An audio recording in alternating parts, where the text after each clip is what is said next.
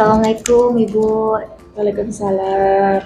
Gimana Bu kabarnya hari ini Bu? Alhamdulillah, saat ini Ibu dalam kondisi sehat dan tentunya harus bahagia ya Bu. Iya harus Bu, harus bahagia. Harus. Baik Ibu, kedatangan saya pagi hari ini untuk melakukan wawancara dengan Ibu sebagai pimpinan SDN Kalibaru 07 Ibu, sebagai pemenuhan tugas saya untuk CGP Angkatan 9 dalam modul 3.1 ini. Kebetulan di bab ini kita mempelajari pengambilan keputusan kepemimpinan terkait nilai-nilai kebajikan Ibu. Adapun tujuan saya ke sini untuk sharing kali ya Bu ya, sharing untuk mengetahui bagaimana Ibu dalam menyikapi kasus-kasus di sekolah dengan nilai-nilai kebajikan tersebut. Mohon izin Ibu ya. Silakan. Iya Bu, sebelumnya saya ingin sedikit meringkas dulu materi yang sudah saya dapat sebelumnya. Baik Ibu, yang sama-sama kita tahu kan dalam pengambilan keputusan itu kan kita melihat ada beberapa paradigma ya Bu ya. Di antaranya ada individu lawan kelompok, kemudian ada rasa keadilan lawan rasa kasihan, kemudian ada kebenaran lawan kesetiaan, dan yang terakhir ada jangka pendek lawan jangka panjang ya Ibu. Kemudian didasari juga ada beberapa prinsip yang sama-sama kita tahu juga, yaitu berpikir berbasis hasil akhir, kemudian berpikir berbasis peraturan, dan berpikir berbasis rasa peduli Ibu ya. Terkait dengan paradigma dan prinsip, kemudian ada lagi 9 angka dalam pengambilan keputusan Ibu, ketika Ibu bagaimana cara memutuskan terhadap suatu permasalahan gitu ya Bu ya. Yang ingin saya tanyakan kepada Ibu terkait permasalahan yang sering Ibu hadapi mungkin ya Bu ya di sekolahan gitu sebagai pimpinan. Selama ini Bu, bagaimana sih Bu pendapat Ibu atau bagaimana Ibu mengidentifikasi apakah kasus itu masuk ke dalam dilema etika atau bujukan moral, seperti itu? Ya.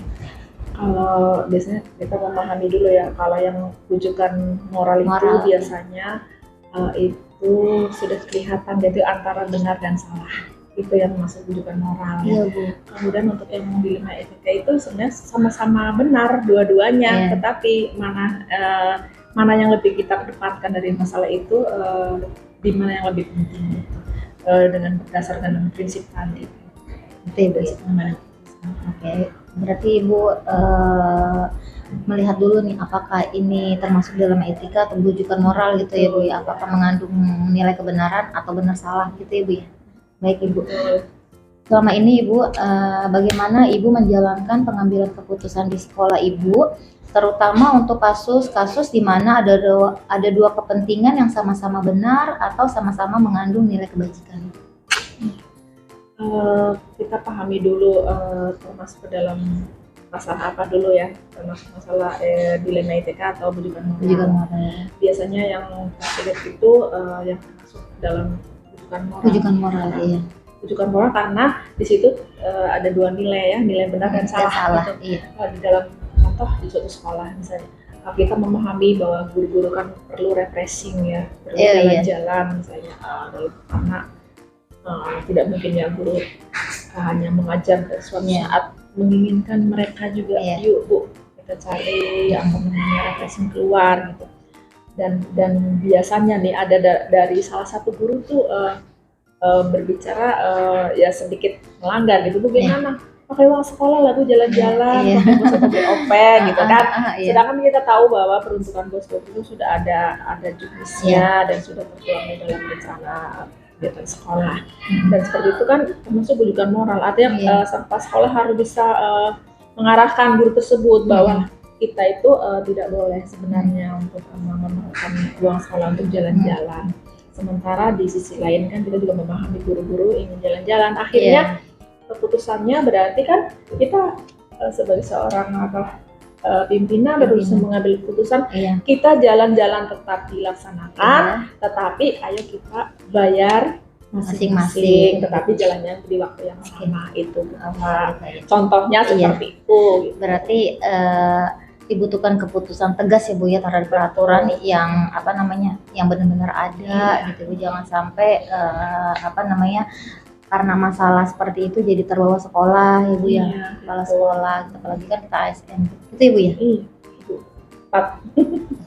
Baik Ibu, untuk pertanyaan selanjutnya, langkah-langkah atau prosedur seperti apa yang biasa Ibu lakukan selama ini dalam pengambilan keputusan di sekolah? Ini mau jawabannya mau langkah yang cepat atau langkah yang idealis? Nah, monggo Bu, terserah Ibu. Kalau secara teori ya itu kan lebih lengkap ya.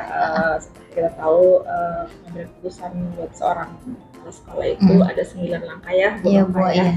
Karena yang pertama itu mengenali masalah dulu. Ya. Itu termasuk dilema etika atau juga moral gitu kan. Kemudian setelah itu kita berpikir atau memikir siapa saja yang terlibat dalam masalah itu, yang terlibat itu siapa saja. Kemudian setelah sudah tahu orang yang terlibat itu siapa saja, baru kita mencari fakta-faktanya, kebenaran berita itu atau masalah-masalah yang terjadi itu seperti apa. Setelah itu baru mungkin kita menguji kebenarannya. Kemudian kita bisa mencari solusinya. Setelah itu baru mungkin dari mencari solusi itu kita perlu pertimbangan orang lain. Kemudian kita baru memikirkan ide solusi apa untuk memutuskan masalah tersebut. Dan setelah memutuskan solusi itu juga setelah dilaksanakan baru kita nanti cross check kembali, yaitu refleksi dari permasalahan keputusan masalah itu. Ada yang perlu diperbaiki atau tidak gitu. Tentunya kembali lagi dari 9 langkah itu adalah intinya kan untuk kepentingan bersama yang ada di sekolah, baik untuk kepentingan guru maupun kepentingan siswa-siswa kita. Gitu. Berarti kita kenali dulu ya Bu ya, masalahnya apa? Termasuk mana, rujukan moral apa. Ya, kemudian siapa-siapa saja yang terlibat seperti itu ya. Kemudian solusi apa gitu. Atau bisa jadi di langkah setelah bertemu dengan solusi ada juga opsi lain, yaitu namanya langkah trilema. Artinya itu di luar dari langkah-langkah tadi itu misalnya muncul bagaimana kita berpikir kritis gitu ya. Ada masalah, ada temuan ide yang paling jitu untuk mengatasi masalah itu bisa. Itu namanya dilema trilema ya.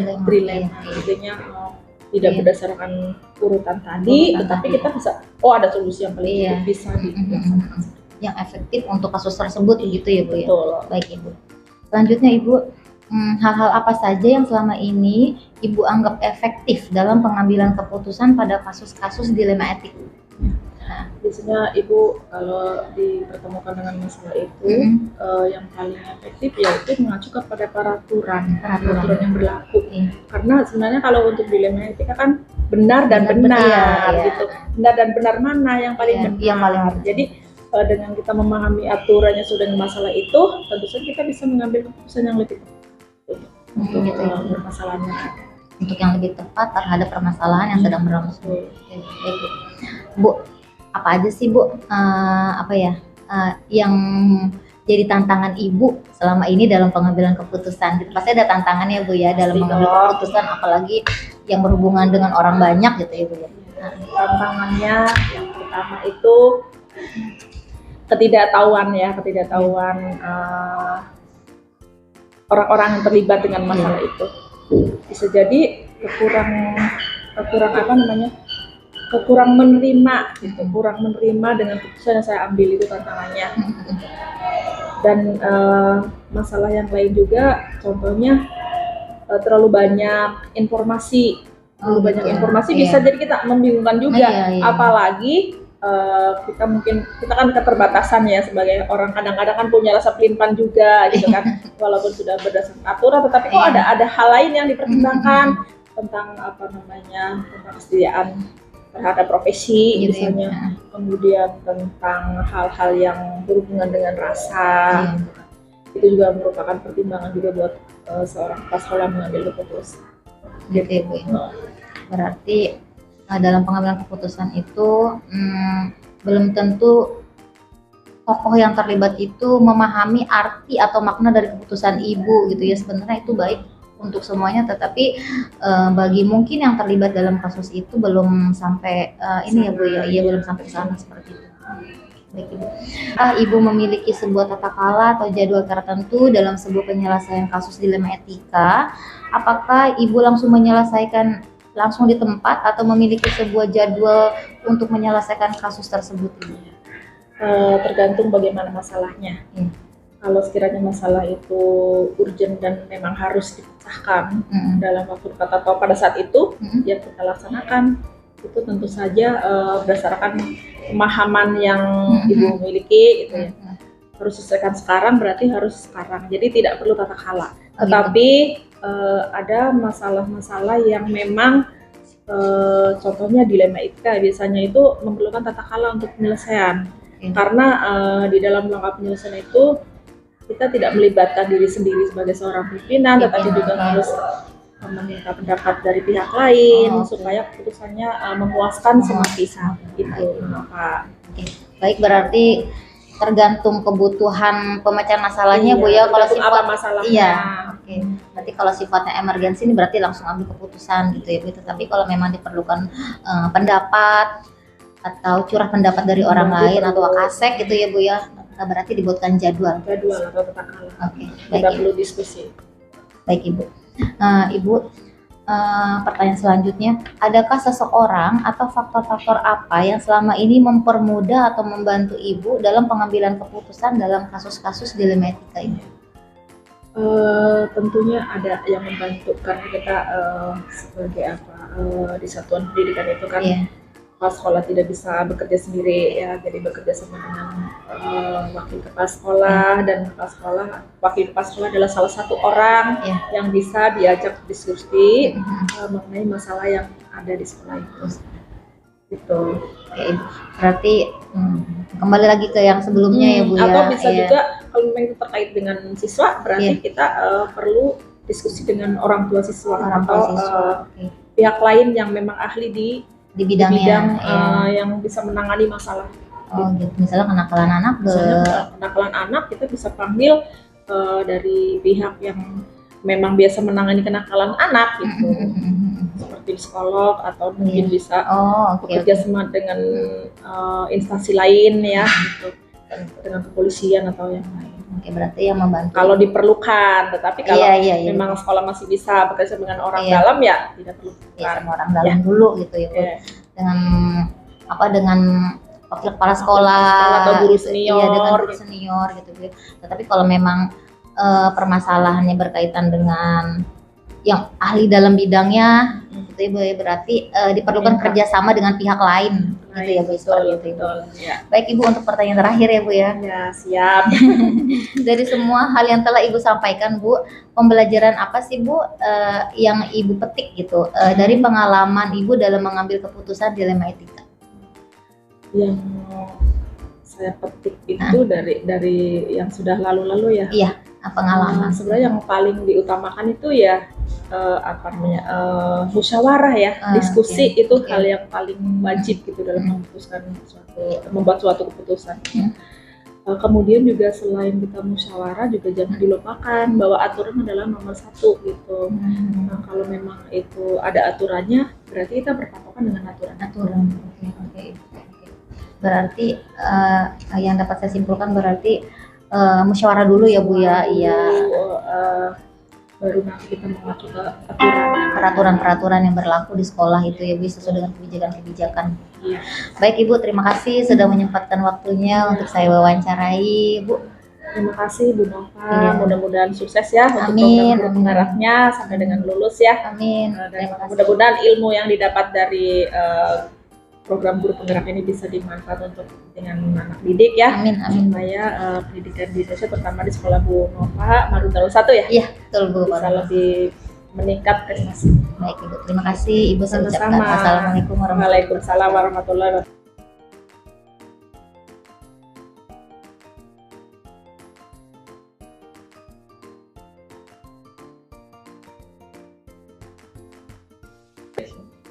Assalamualaikum Bu Asma. Waalaikumsalam warahmatullahi wabarakatuh. Gimana Bu kabarnya hari ini? Alhamdulillah baik. Sehat Ibu? Sehat. Sehat. Tampak dari wajahnya Ibu. Ibu mohon izin terkait pertemuan siang hari ini, saya ingin minta waktunya Ibu untuk mewawancarai terkait pengambilan keputusan Ibu dalam kepemimpinan berdasarkan nilai-nilai kebajikan Ibu untuk pemenuhan tugas saya di modul 3.1 ini yang berkenaan dengan pengambilan keputusan pemimpinan dalam nilai ini kebajikan Ibu. Ya Ibu ya, mohon izin. Baik Ibu, sebelum saya bertanya kepada Ibu terkait pengalaman Ibu dalam mengambil keputusan di sekolah, saya ingin sedikit mereview Ibu materi yang saya dapatkan di LMS dari materi-materi sebelumnya berdasarkan ruang kolaborasi dengan fasilitator. Itu dalam pengambilan keputusan itu kan kita terkait dengan 4 paradigma ya Bu ya. Paradigma 4 paradigma dilema etika ya Ibu. Yang pertama kan individu lawan kelompok, kemudian ada lagi kesetiaan, rasa keadilan lawan rasa kasihan, kemudian kebenaran lawan kesetiaan, kemudian ada jangka pendek lawan jangka panjang berdasarkan prinsip-prinsipnya Ibu, yang mana prinsipnya itu berpikir berbasis hasil akhir, kemudian berpikir berbasis peraturan, dan berpikir berbasis rasa peduli, yang kemudian dieksekusi dengan 9 angka pengambilan keputusan ya Ibu ya, yang sama-sama kita tahu seperti itu Ibu. Nah, izinkan saya menyampaikan beberapa pertanyaan kepada Ibu terkait pengalaman Ibu sebagai pemimpin sekolah ini. Baik Ibu, selama ini bagaimana Ibu dapat mengidentifikasi kasus-kasus yang merupakan kasus dilema atau kasus bujukan moral Ibu? Yang saya tahu kalau kasus dilema etika itu adalah kasus-kasus yang berhubungan dengan nilai-nilai yang universal seperti rasa sayang, empati, tanggung jawab, dan lain-lain. Sedangkan kalau bujukan moral itu yang saya tahu adalah kasus-kasus yang berhubungan dengan benar dan salah. Jadi udah jelas dengan sedikit analisis atau dengan diuji, bahkan tanpa itu pun sudah kelihatan ini betul. Iya, termasuk kasus benar atau salah seperti itu Ibu ya. Baik Ibu, berarti kita harus mengetahui dulu Ibu ya, kasus itu apakah dilema etika atau bujukan moral seperti itu. Oke. Ibu, yang kedua, selama ini bagaimana Ibu menjalankan pengambilan keputusan di sekolah Ibu, terutama untuk kasus-kasus di mana ada 2 kepentingan Bu yang sama-sama benar dan sama-sama mengandung nilai kebajikan. Memang agak sedikit sulit kalau kita mengambil keputusan pada 2 hal yang sama-sama benar. Iya. Tentunya selalu ada cara untuk mengambil keputusan. Di antaranya adalah kita melihat dulu kasus yang kita hadapi. Dilihat jenis kasusnya. Jenis kasusnya. Tentunya dalam mengambil keputusan untuk kasus dilema etika tidaklah mudah, karena dalam mengambil keputusannya, karena ini berhubungan dengan benar lawan benar ya. Artinya banyak hal yang mesti dipertimbangkan. Di antaranya adalah kita lihat dulu kasus itu permasalahannya apa, kemudian siapa saja yang terlibat di dalam permasalahan tersebut. Kemudian selain itu kita juga melihat fakta-fakta. Kita mengumpulkan fakta-fakta yang ada, kemudian kita harus lihat dampak dari keputusan yang kita ambil. Tentunya juga ada uji-uji yang lain. Nah, untuk kasus ini tidaklah mudah, intinya seperti itu. Baik, berarti Ibu dalam pengambilan keputusan itu tetap berdasarkan standar-standar pengambilan keputusan, yaitu siapa-siapa saja yang terlibat, kemudian langkah-langkah apa saja yang harus dilakukan, kemudian diuji gitu ya Bu dengan kebenarannya gitu ya Bu ya. Baik Ibu, dalam pengambilan keputusan langkah-langkah apa Bu biasanya yang mendasari Ibu, atau prosedur apa yang biasanya Ibu lakukan dalam pengambilan keputusan tersebut? Masih keputusan dilema etika ya. Yeah. Jadi tentunya memang ada step-step atau langkah-langkah yang harus kita ambil di dalam pengambilan keputusan yang berhubungan dengan kehidupan di sekolah. Yeah. Yang pertama tentunya kita lihat lagi nilai-nilai yang ada dalam permasalahan tersebut. Kemudian siapa saja yang terlibat, artinya apakah murid, apakah tenaga pendidik dan kependidikan, orang tua murid, bahkan mungkin semuanya terlibat, bisa saja seperti itu. Kemudian yang ketiga, kita lihat fakta-fakta atau data-data yang ada yang berkenaan dengan kasus tersebut. Nah, setelah itu kita lihat apakah kasus tersebut bisa dipecahkan dengan strategi apa, atau dengan cara apa, atau dengan prinsip-prinsip apa yang kita pakai gitu. Nah, itu dengan demikian kita akan lihat tentunya juga ada faktor lain intrinsik dari diri saya sendiri sebagai kepala sekolah. Tentunya kita juga punya intuisi ya, punya perasaan, punya pengalaman. Dengan semakin banyak pengalaman tentunya insya Allah akan memudahkan kita atau mempertajam intuisi kita dalam mengambil keputusan. Dan satu lagi mungkin yang tidak kalah penting adalah keberpihakan kepada semua masalah di sekolah itu tidak jauh dengan peserta didik. Jadi kita harus mengambil keputusan yang berpihak kepada peserta didik, berpihak pada aturan yang berlaku. Kemudian juga harus memperhatikan dalam mengambil keputusan juga harus kesiapan moral kita sebagai pengambil keputusan sehingga meminimasi resiko yang diambil dari keputusan tersebut. Sehingga meminimalisir sedikit kesalahan gitu ya, Bu. Baik Ibu, berarti langkah-langkahnya yang bisa saya simpulkan dari Ibu, berarti selain 9 langkah tadi yang Ibu sebutkan itu, berarti kita menggunakan intuisi ya Bu ya, terhadap kasus apa yang sedang berjalan, kemudian kasusnya ini lebih baiknya ini diputuskan dengan musyawarah ya Bu ya, seperti itu ya Bu ya. Baik Ibu, hal-hal apa saja yang selama ini Ibu anggap efektif dalam pengambilan keputusan pada kasus-kasus dilema etika ini? Kalau bicara tentang efektif, tentunya kita akan bicara tentang yang cepat, tepat, dan lugas ya, ibaratnya cara pengambil keputusannya tidak berbelit-belit gitu ya. Seperti kita ketahui bahwa dilema etika itu kan dilema yang sama-sama benar, A dan B sama-sama penting, sama-sama melibatkan beberapa unsur yang ada di sekolah. Nah, dengan demikian, menurut saya yang lebih efektif akan lebih mudah jika kita berpegang pada peraturan. Jadi, kalau memecahkan masalah PTK atau tenaga pendidik dan pendidikan, maka aturannya adalah aturan tentang PTK. Kalau kita bicara tentang pembicaraan masalah siswa, berarti berhubungan dengan tata tertib, kemudian aturan-aturan tentang siswa dan selanjutnya, atau semuanya, berarti kita menyangkut peraturan yang ada.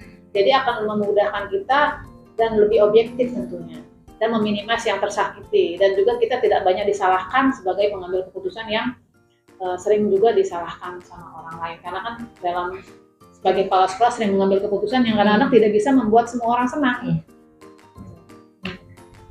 Berarti balik lagi ke peraturan Ibu ya, kalau kasus yang efektif ya. Iya. Berarti balik lagi kepada peraturan atau tata tertib yang berlaku ya Bu ya. Jika di PTK dikembalikan lagi ke peraturan yang berdasarkan tata tertib si PTK gitu. Itu ya Bu, seperti kurang lebih seperti itu. Adakah tantangan Ibu? Tentunya ada lah. Setiap kegiatan, setiap kejadian, setiap peristiwa dalam hidup kita pasti ada tantangannya, termasuk di pengambilan keputusan di dilema etika ini. Jadi di antara tantangannya adalah kita sebagai individu itu kadang perang batin. Artinya banyak faktor yang harus kita pertimbangkan dalam mengambil keputusan. Kadang-kadang berlawanan dengan hati nurani kita. Nah, disitulah peranan peraturan, intuisi, dan juga yang lain-lain dalam mengambil keputusan. Tantangan yang lain adalah kesiapan kita secara moral. Kadang-kadang kita sebagai pemimpin mengalami penurunan kesiapan moral dalam mengambil keputusan. Karena kesiapan moral itu penting, karena kesiapan moral itu mempengaruhi atau memperkecil resiko yang diambil. Gitu. Jadi pemikirannya sangat luas. Gitu. Kemudian tantangan yang lain adalah ketika keputusan yang kita ambil berdampak negatif, walaupun sama-sama benar, tapi tidak menutup kemungkinan keputusan yang kita ambil berdampak negatif atau menyakiti orang lain. Kita meminimasi menyakiti orang lain, meminimasi risiko. So kita maunya everybody happy ya, tapi belum tentu gitu, belum bisa. Kadang bisa, kadang enggak. Iya. Berarti itu salah satu tantangannya gitu ya. Tantangannya berarti ya kita harus mempertajam lagi Ibu yang mempertajam lagi intuisi. Kemudian kita harus apa lagi tadi? Apa namanya? Mengedepankan moral. Ya Bu, ya mengedepankan moral dalam mengambil keputusan yang berdasarkan peraturan juga. Kemudian tidak semua keputusan yang diambil oleh pemimpin itu bisa diterima oleh sebagian ya Bu ya, sebagian orang ya Bu ya. Baik Ibu, apakah Ibu memiliki sebuah tata kala atau jadwal tertentu dalam menyelesaikan kasus dilema etika Bu, atau pada saat itu juga terjadi kasus Ibu langsung memutuskan keputusan saat itu juga, atau membuat schedule atau jadwal untuk menyelesaikan masalah itu Ibu? Dalam penyelesaian kasus dilema etika, kalau pertanyaannya pakai jadwal atau langsung, tergantung permasalahan yang kita hadapi. Walaupun sama-sama benar, ada juga yang bisa cepat kita ambil, ada juga yang membutuhkan waktu yang panjang, tergantung kasusnya dan permasalahan yang kita hadapi. Jika itu membutuhkan waktu yang lama, itu biasanya kita tentu pakai jadwal juga. Misalkan kalau berhubungan dengan peserta didik, berarti kita harus menschedulekan pertemuan dengan orang tua, kemudian dengan komite atau dengan hal-hal yang lain, pengawas bisa saja. Itu juga dengan berkenaan dengan PTK atau tenaga pendidikan dan pendidikan. Kita juga harus atur jadwal sesuai dengan permasalahan yang ada. Jadi nggak selalu spontan, karena menurut saya sih pengambilan keputusan dalam kasus dilema etika ini agak sedikit ya yang kita laksanakan secara spontan atau terburu-buru, karena ya bagaimanapun sama-sama benar, sama-sama harus kita laksanakan, tetapi harus ada skala prioritas yang mana, apalagi kalau berhubungan dengan kepentingan siswa atau murid, itu yang pasti kita dahulukan. Berarti tergantung situasinya ya, tergantung berat dan ringannya permasalahan yang dihadapi. Tergantung apakah ini emergensi langsung diputuskan atau tidak gitu ya Bu ya. Baik Ibu, adakah seseorang atau faktor-faktor apa yang selama ini mempermudah atau membantu Ibu dalam mengambil keputusan dalam kasus-kasus dilema etika? Dalam pengambilan keputusan sebagai suatu organisasi, saya memang tentunya harus banyak diskusi dengan teman-teman di sekolah ya, tentunya yang berhubungan dengan permasalahan itu sendiri. Jika kita berhubungan dengan PPK ya berarti kita konsultasi atau berdiskusi dengan wakil kepala sekolah, bahkan pengawas, bahkan mungkin sampai kasih PPK karena berhubungan dengan kepegawaian. Tapi kalau berhubungan dengan siswa, tentunya yang paling sering kita diskusi adalah tentang dengan guru kelas, dengan kepala sekolah kesiswaan. Intinya sih dalam pemecahan masalah di dilema etika kita butuhkan orang lain sebagai second opinion atau sebagai saran gitu, mengapa kita perlu untuk melakukan itu. Oke. Berarti di situ ada peran orang lain ya Bu ya dalam mengambil keputusan, tidak hanya Ibu tetapi melibatkan banyak orang ya Bu ya. Jika masih dalam lingkungan sekolah berarti itu bisa saja wakil kepala sekolah atau guru senior mungkin ya Bu ya. Kemudian jika permasalahan yang mungkin lebih tinggi bisa berkolaborasi dengan pengawas, kasih PTK seperti itu ya Bu ya. Itu bisa saja dengan saya sendiri, maksudnya saya sendiri tidak butuh orang lain juga bisa. Kalau kasus yang ringan ya nggak mesti, karena kalau kita diskusi dengan orang lain kan biasanya membutuhkan waktu gitu. Kalau memang ada cepat, ya kita harus memutuskan secepat mungkin. Tadi dengan pertimbangan yang dalam tentunya ya, tadi membutuhkan kesiapan moral, intuisi, kemudian studi lain yang menurut saya harus dipikirkan untuk sampai pada keputusan yang tepat dan meminimais risiko yang ada. Baik Ibu, hal yang telah disampaikan, pembelajaran apa yang Ibu petik dari pengalaman Ibu dalam mengambil keputusan dilema etika ini?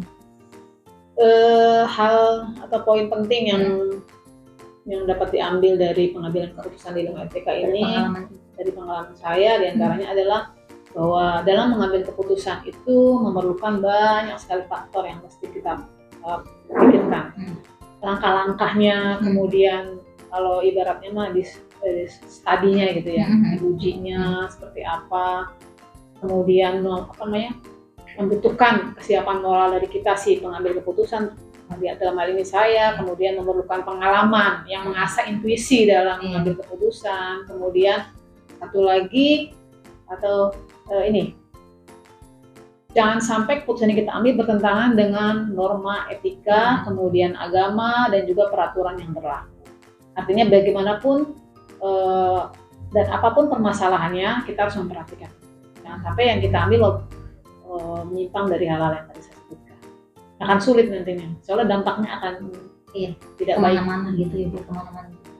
Baik Ibu, terima kasih banyak sekali hal yang bisa saya apa yang saya petik juga nih dari Ibu nih gitu. Terima kasih Ibu ilmunya atas sudah berkenan menjawab pertanyaan-pertanyaan saya.